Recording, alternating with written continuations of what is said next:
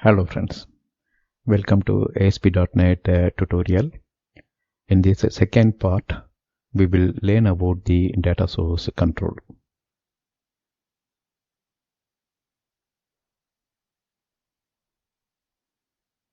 In the previous video, we saw components involved in talking to the database.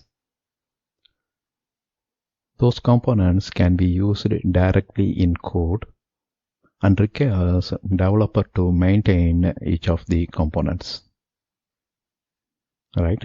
We talked about ADO.NET component like command, dataset, and data reader, all those stuff, right?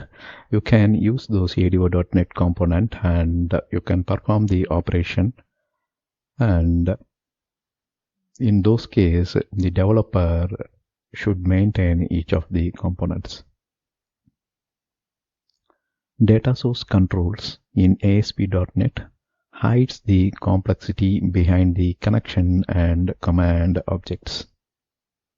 That means data source control will take care of how to connect to database, what data to retrieve, and how to manipulate the data. All those stuffs are taken care by the data source controls provided by the ASP.NET. These data source controls provide the wizard-based approach and performs configuration of talking to the database, right? So the configuration is done at design time using the wizard-based approach. In this subseries, we will use the data source control to fetch data from the pubs database.